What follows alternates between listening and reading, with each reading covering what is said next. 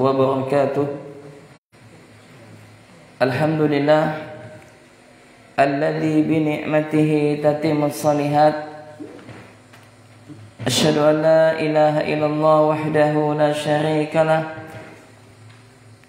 wa asyhadu anna Muhammadan abduhu wa rasuluh. Allahumma salli wa sallim wa barik ala nabiyyina Muhammadin wa ala alihi wa ashabihi wa man tabi'ahum bi ihsanin ila yaumiddin, amma ba'd. Jemaah salat subuh rahimani rahimakumullah. Kembali kita akan melanjutkan program Bekan Ilmu Syar'i menyambut bulan Ramadan yang suci. Kita melanjutkan kajian kita, yaitu pertemuan yang ke-8 dengan tema orang yang wajib melaksanakan puasa di bulan Ramadan. Siapa mereka yang diwajibkan berpuasa di bulan Ramadan tersebut?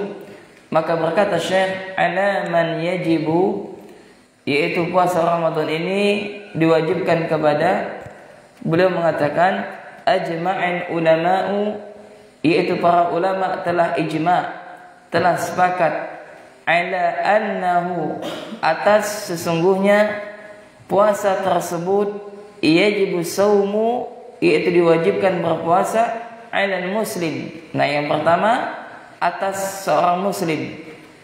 Ya, yang pertama adalah orang yang muslim. Ya, jadi puasa ini diwajibkan kepada siapa? Seorang muslim, kepada mukmin dan mukminah. Kemudian yang kedua adalah al-aqil, yaitu orang yang berakal. Ya, orang yang berakal sehat.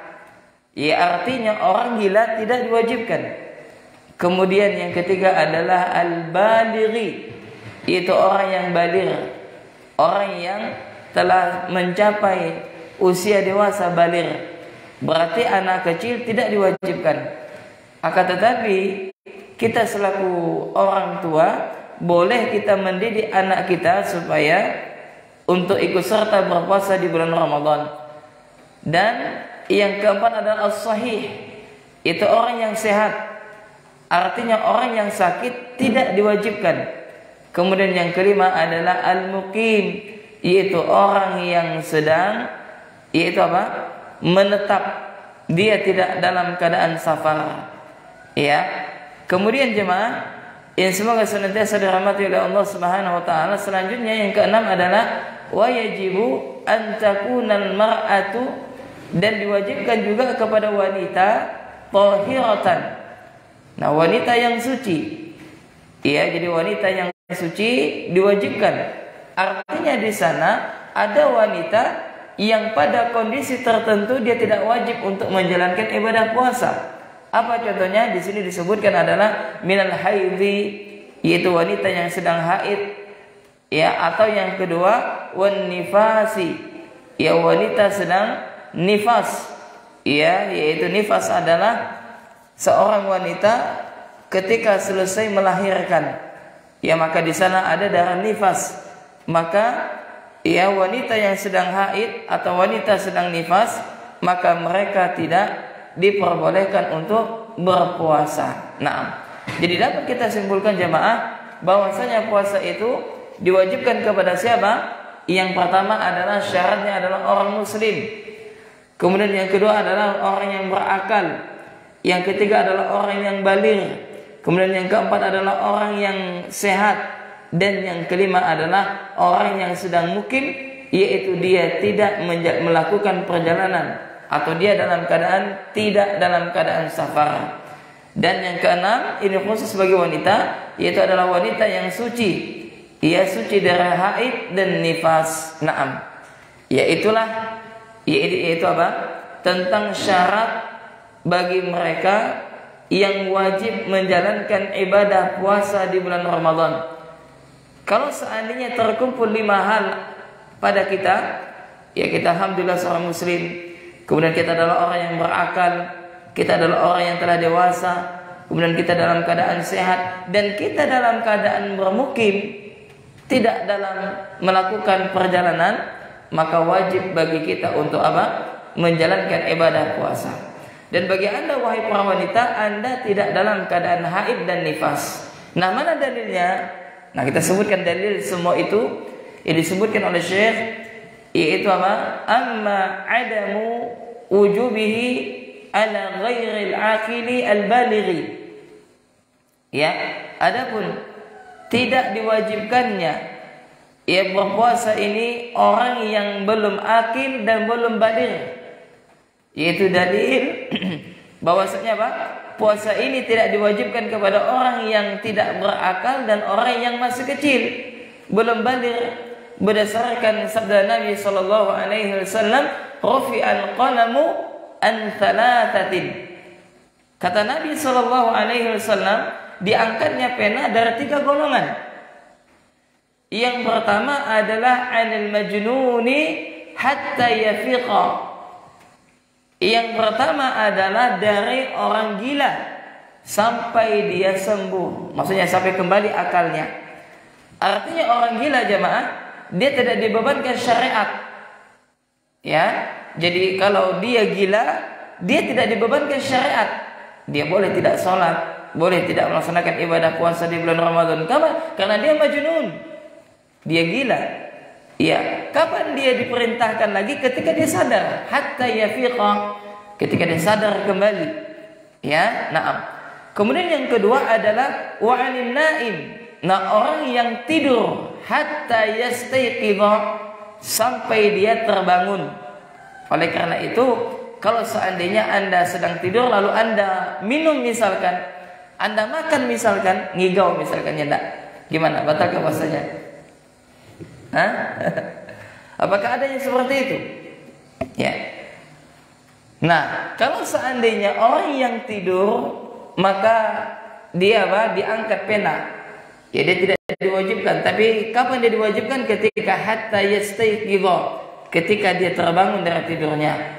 Kemudian yang ketiga adalah wa 'anil sabiyyi hatta yahtalim. Nah, ini sisi sisi pendalilannya. Yaitu apa? Anak kecil sampai dia hatta yahtalim, sampai dia sampai ihtilam, yaitu apa? Mimpi basah. Ya, nah inilah 3 golongan yang pena diangkat. Nah, hadis yang mulia ini jemaah, coba kita renungkan. Ya, terutama tentang anak-anak kita. Jadi anak kita yang usianya di bawah 7 tahun atau usianya di bawah 9 tahun yang dia belum baligh, maka apa?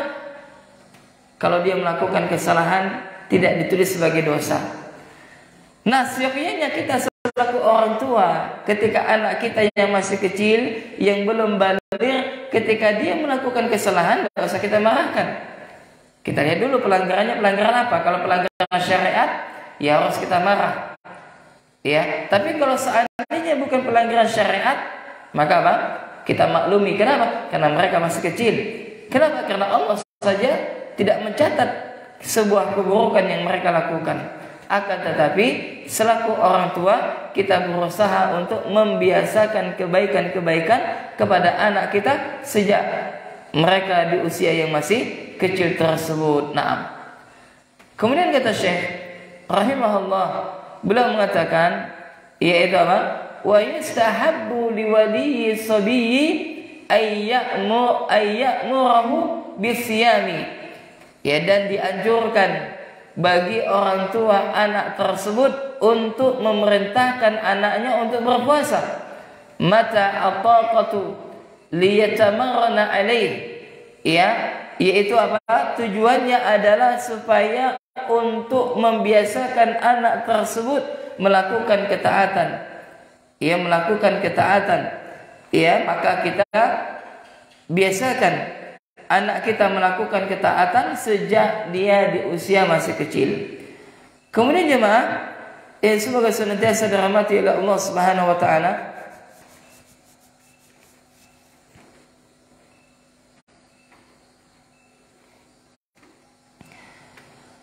Kemudian selanjutnya adalah wa amma adamu wujubihi ala ghairi sahih al-muqim.